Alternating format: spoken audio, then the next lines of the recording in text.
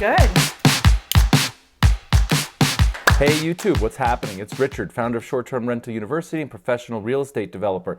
Today I'm joined by the lovely Erica Bossy, and we want to discuss Brian Chesky's live announcement to the entire hosting community and share with you not only the facts, which you could read on your own, but much more importantly, and please stay tuned all the way through the end, the implications and what I think this means and like my interpretation and how it's going to change my hosting going forward. So please do me a favor and go ahead and like the video now, and be sure to comment below with any questions you may have, because we want to get this word out to as many hosts like us to make it through this difficult time and come out on the other side and thrive. So without further ado, let's get started. So friends, I want to go back a little bit here when times were more normal and better and hosting was wonderful and we were feeling like we were part of a bigger, broader community. And I want to show you a video that Brian Chesky hosted in 2017 where he was talking about the launch of Airbnb in 2008 and how small it was and how it was a community, and then eventually transitioned into a business, but now the business is to make sure that the community is not lost. So roll it. Yeah, I wanted to spend a few minutes today just talking about community, our community, you, and what that means to us and where we're going with the community in the future. Maybe the way I should start is just to kind of share one thing, which is every one of you in the community has a user ID number. So if you type in Airbnb/user/show, there's a user ID number. So the first user was user number 1, the second user is user number 2.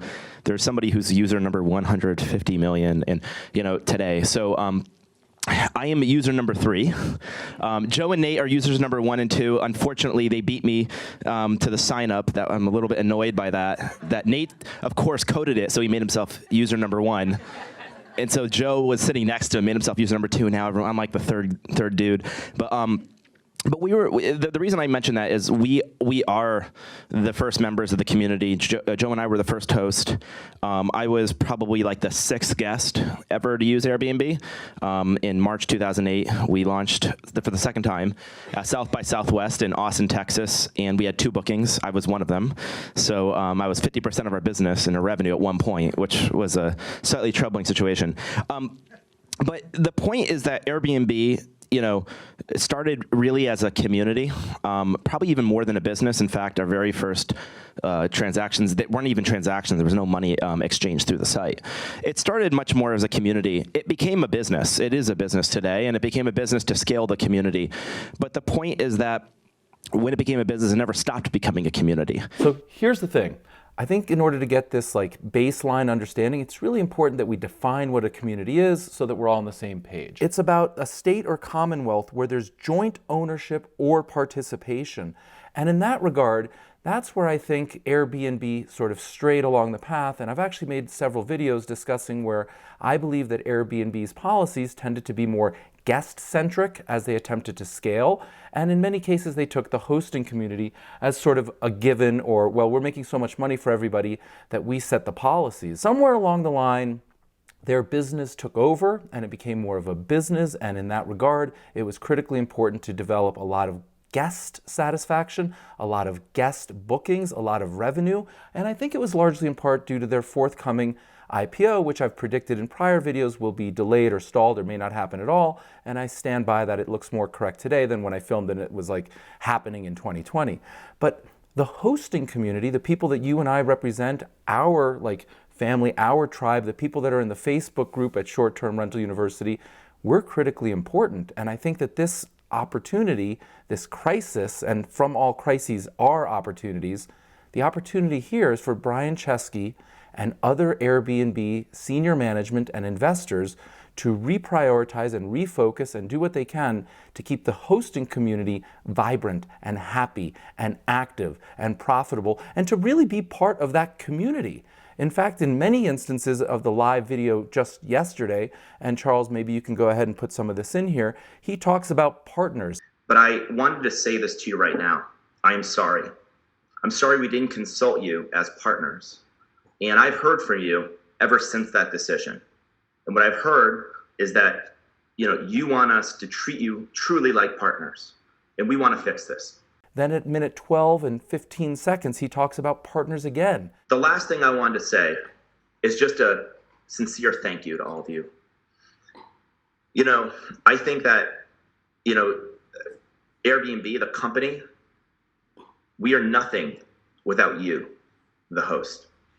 And so like there's a lot of discussion about partnership, but in some regards, I feel like it's a little bit too late. Some of these discussions about partnership and prioritizations should have perhaps occurred earlier on. I actually sent a tweet, this was about 17 days ago or so, where Brian Chesky said he was going to be doing things for hosts, and many of the people on Twitter misinterpreted me. I thanked Brian Chesky on behalf of all of Short-Term Rental University hosts for being proactive and having our best interests in mind, and many people misinterpreted that as me supporting Brian Chesky blindly. I was only supporting him actually having our back and trying to do something for us. And it took him a long time to actually do something for us, but these are really challenging times. And so rather than worry about how long it took, you've heard me say time and time again that actions speak louder than words. Yesterday, during the live event, he put actions forward, and so I'm very grateful for that, and it's a start. Does it fix everything? No. Are we going to have the best experience through this tragic, terrible time? No. But is he doing what he can at a point in time to assist hosts? And I would say the answer is yes. There was 4 announcements. I want to run through them quickly. The first one is regarding our extenuating circumstance policy. So we are taking some new actions around this. First, host, we will pay you $250 million for the cost of COVID-19 cancellations. Guests with reservations booked on or before March 14th will still be able to cancel and receive the standard refund or travel credit. But when a guest cancels one of these reservations due to COVID-19, we will pay you 25% of what you normally receive through your cancellation policy. Now, this will apply retroactively, including all cancellations that you've had since March 14th. This cost will be covered entirely by Airbnb. So a couple more thoughts on that. Airbnb, again, has been pushing hosts towards a more flexible cancellation policy. So that $250 million, which is basically 25% of the income you would have received if your cancellation policy had been honored, they're going to give you 25% of the earnings that you would have received, isn't quite as great as it looks, and it probably affects many of the hosts watching this video more than me. Many of you went to more flexible policies because they pushed you higher in the algorithms and they encouraged you, and I've even made videos saying that I think it's an eventuality that we will all be moved to flexible or even moderate or whatever policies there are, but away from strict because it's not competitive with, say, sites like Booking.com and Expedia and so on and so forth. So Airbnb over time has gradually rewarded people for less strict, less onerous cancellation policies, and yet their big savior here is that we are going to give you 25 cents on the dollar for your cancellation policy. Of course, the more flexible you are, the less valuable that is. So in my particular case, I would normally be entitled to 50 cents on the dollar for the cancellation policy, and now Airbnb is going to give me 1/4 of that 50%. Now realize this, when I was super strict, I would have received 100% for things that were, I think, 14 days or further. I forget what the exact numbers were, but the point is I opted for the most super strict, and somehow when we went and calculated all of the numbers for what Airbnb is going to be paying me out of that $250 calculation, we were surprised to find out that my super strict policies, which then became like by invitation only, somehow have morphed into just strict. So anybody who canceled 14 days or greater or 7 days or greater, I no longer receive what I thought I was receiving, which doesn't make me feel great as part of this community and partnership, but such is life. Now, the second thing we're going to do is we're announcing a $10 million Superhost relief fund. For those hosts hurt most, we are going to offer grants of up to $5,000 these grants will not need to be paid back. Now, this is designed for Superhosts who rent out their home and need help paying their rent or mortgage. We're also making this available to long-tenured Airbnb experiences hosts who are trying to make ends meet. Now, the really cool thing about this is it started with our employees. Our employees started a fund to contribute to help support our host, and that fund grew to $1 million. Jonah and I have put in and contributed the remaining $9 million, and that's where the $10 million for this Superhost Relief Fund comes from. and it has all sorts of requirements and restrictions. You have to be a superhost. I believe you have to live in the house as well, so you can't just be like an investor. And I think it limits you to 2 listings, so it's again really for the smaller superhost. And it also includes some experience-based people. The really cool part about it is that the first $1 million raised was by the Airbnb employees. And then it was the 3 founders who came and matched it, and they raised $9 million out of their own pocket to bring it to $10 million. And I believe Superhost can apply for $5,000 grants to pay for rent or mortgages and so on. So that's a second thing. The third thing we're going to do is we're going to make it easier for previous guests to send financial support directly to you if you choose to receive it. We've heard from numerous guests that they are grateful for your hospitality and your flexibility. Many of them have asked, how can they reach out to you? And how can they offer a little bit of support? So what we're going to do is we're giving them a way to send you a note.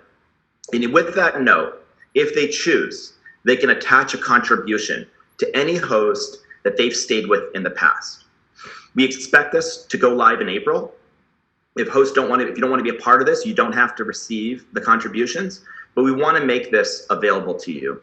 We know even if this is just a little bit, a little will go a long way right now. I would suggest that I personally am dubious of that, although I believe in humanity, and I'd love to think that that's true, and I would love nothing more than people leaving comments below telling me how much you've received via donation from third-party total strangers who love the Airbnb hosts, and you in particular, and have donated to you. So it sounds really great, but I guess I'm a little bit cynical, and I would love to be proven wrong. And the last thing is for US hosts.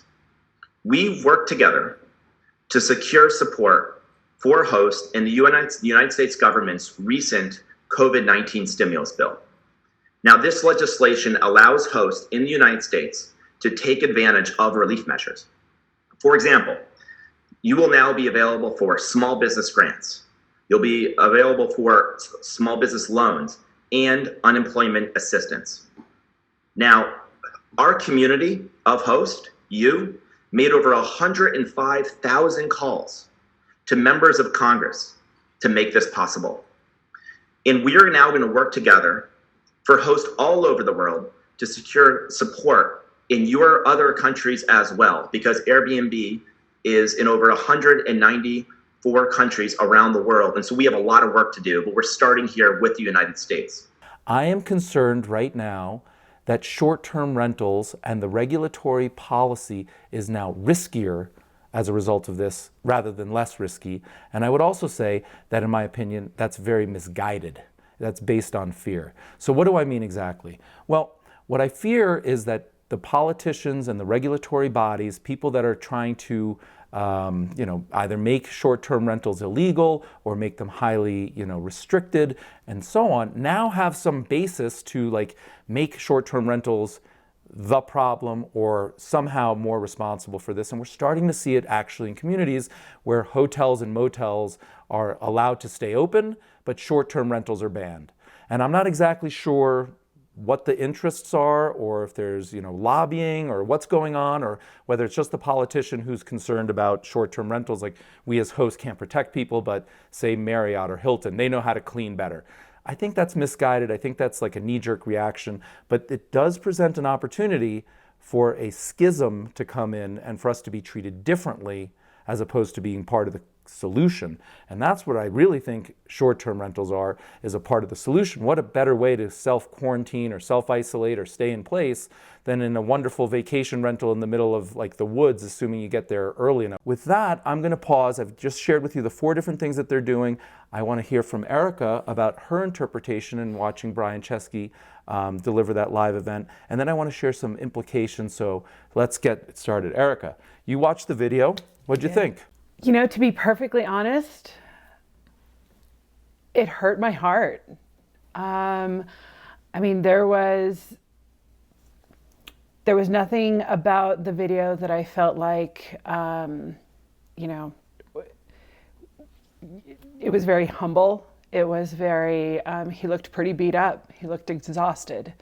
I don't think this has been any easier for him as the leader of this community than it has been for a number of hosts.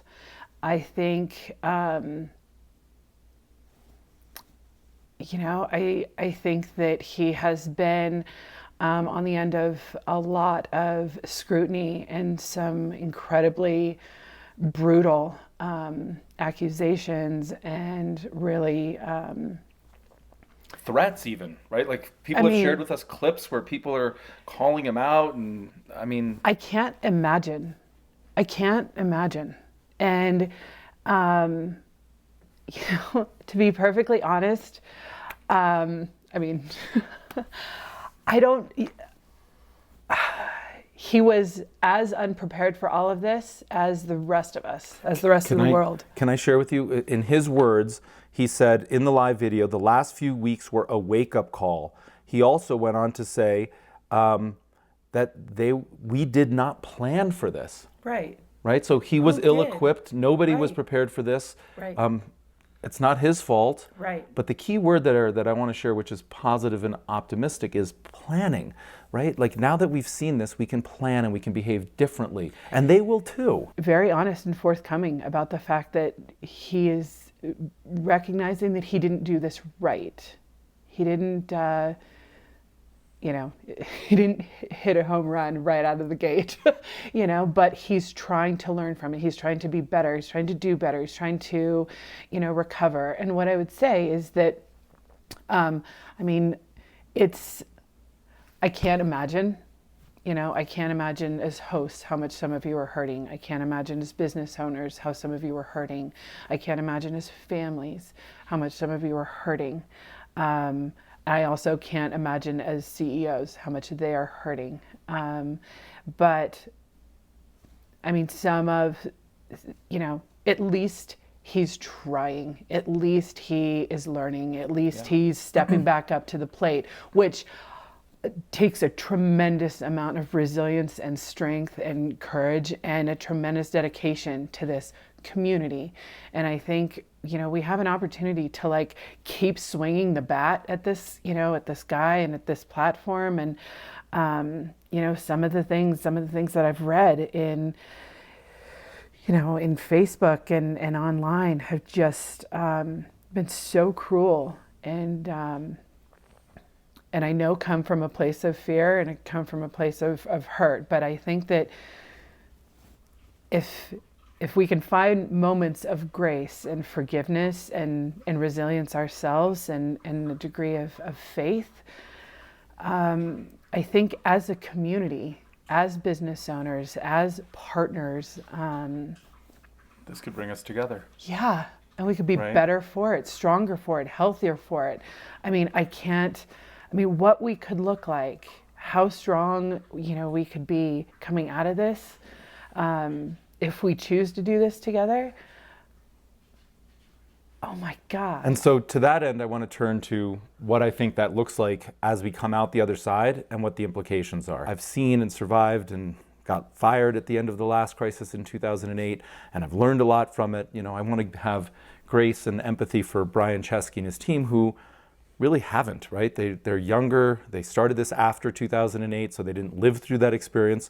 But rest assured, they will grow from this. The platform will be better as a result of this. The guests coming to Airbnb will be better. The hosts on Airbnb that remain on Airbnb will be better. But I'm still going to encourage you to diversify and be on multiple platforms, create your own website, right?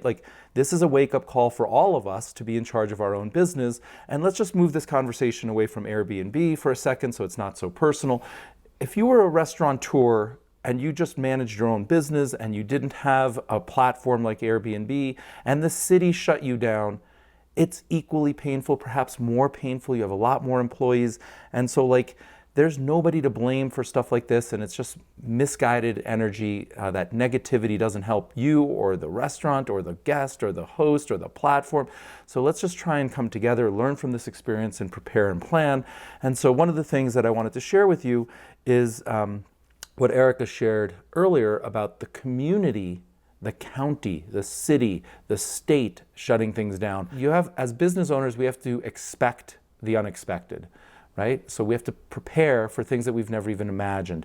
And that's what a crisis can teach us, is that no matter how safe and secure and certain we are, We live in uncertain times, in an uncertain world, and just because we haven't seen something like this before doesn't mean we won't see it again. I recall making a video not too long ago where I said very explicitly that risk is what you don't see, right? So many people mistake risk for like, oh, well, there's a risk of vacancy. I don't know how often this place is going to be booked. I'm not sure if it'll be at 100%, so I see a risk for vacancy. Because you actually know that that's possible, then it's just part of the equation.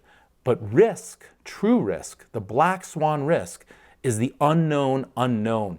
What you have no idea, what you've not prepared for, that could take you down. And the entire world is facing that right now, whether you're in the restaurant business, hospitality business, travel and leisure, it doesn't matter. People have just stopped moving and nobody was prepared for that properly. And now that we've seen it this time, we'll prepare for it properly or better the next time. And that's why we've seen companies that have faced SARS and MERS and bovine flus and all these other things, Ebola. Their response time was better. They've had less tragedy as a result of it, less consequence. They're moving back into more ordinary circumstances. Wuhan in China is now like open. My understanding is that all the Apple stores are open and Starbucks is open and Tesla is reopened. So we will get through this and life will resume, as unpleasant as it is right now at a point in time. Were you going to add something? Well, I mean, my question would be, I guess, what would be enough? So that basically all hosts were, walked away from this completely unscathed and totally happy and totally, at peace with, Airbnb and Brian and all of that. And, if, what I would say is if they wrote a check to every single host for 100% of every cancellation, would that be enough? Secondly, well, so let's answer that for a second, because I think that's a great question. The first thing I would say is if this is 25% and it's costing them about $250 million, just simple math, and again, I haven't calculated it, but it would be about $1 billion. And my understanding is that Airbnb has about $3 billion cash. They're probably raising some more money, so they could have done that. But to answer your question, no, I don't think any of the hosts would be really happy if they'd honored their cancellations. They'd still be upset about the cancellations and the loss of revenue, loss of income. And so while it might have felt like, oh, well, we were partners in this together, I still think there would have been incredible loss and tragedy and pain, and that wouldn't have been enough. Right. But what would be enough is one of the things that buried in this live event that Brian Chesky had yesterday is what they're working on now. Now, based on how they've handled things, I'm not going to say that it's going to be perfect, and I'm not going to say it's timely, but it's a glimmer of hope, and I'm an eternal optimist, and so I glom onto things that give me hope, because that guides my day-to-day living, and consequently, I live in a positive place filled with hope and optimism, as uncomfortable as it may be at the moment. And so what was that? He said they have scores of people working on travel insurance. So if there was a way for hosts to pay some amount of money, and I don't know if it's $500 or $5,000 or X% of your listing, but you would have business protection for business interruption if you had an insurance policy that was not excluded from pandemics and wasn't excluded from natural disasters and extenuating circumstances, but in fact it addressed it spot on, then how many of you would pay for that? How much would you pay for that? Comment below, because we can use those positive feedback to get back to Airbnb and give them some suggestions as to what we as hosts and our hosting community would like to do. Right? So that might be enough. Right. And, because, I definitely recognize that would be a significant hit to their business, but it does, what I thought was really cool was one of the things that he shared is that in France and in Italy, they are providing, Airbnb is providing housing for all the people on the front lines. And, that they're wanting to, and basically, house and protect and, help hosts, help, the hosts helping those in need. Right. The frontline providers, that was a policy that they announced. They want 100,000 hosts to open up their homes to help the doctors, the nurses, the volunteers, and so on and so forth. And the statistic he used was about 50,000 homes are already online, and he thanked the community. And these are the kind of things that we as community members should be thinking about. That's a community that I want to be a part of.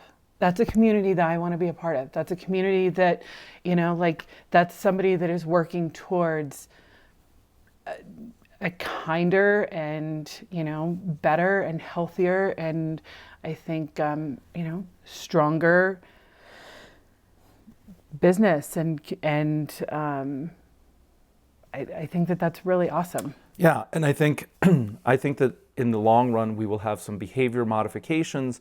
We will be cleaning with different products. We will have disinfectant and hand sanitizers.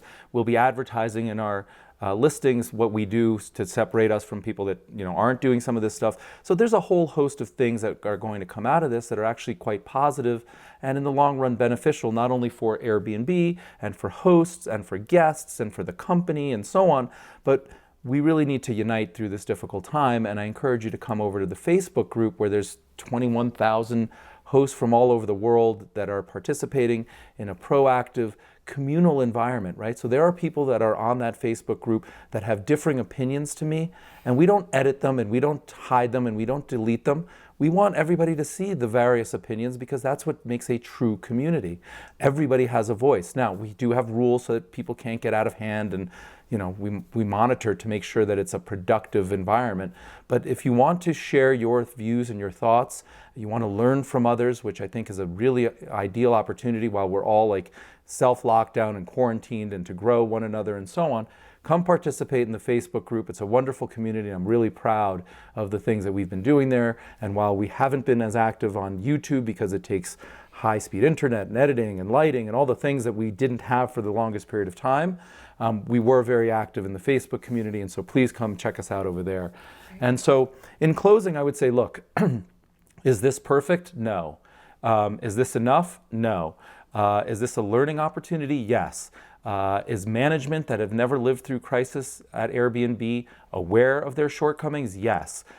Do I think more of Brian Chesky for being humble and clearly personally involved in these decisions and making the video? Yeah, I can tell you, sitting in front of a camera in front of millions of people across the world and admitting that your actions were perhaps inappropriate or ineffective or not enough or so on. I mean, I can't even imagine that. So I do want to share that I think he's a very big individual, and he's getting even bigger. He's growing as a result of this, and his leadership on a go-forward basis will be superior. I do think Airbnb as a company and with all of its investors and so on and so forth will likely be addressing, sort of management, and I don't know what those changes look like on a go-forward basis, but, these are hard times, and we have to be filled with love and grace and forgiveness, as Erica shared with us, which is why I wanted her to share in her own words, because when I say it, it's a work in progress. I'm working towards that. I believe it. I can say the words, but it's not my starting point, right? I go through the financial, the economic, the business implications. That's the way my mind thinks and operates. And so I continue to do that.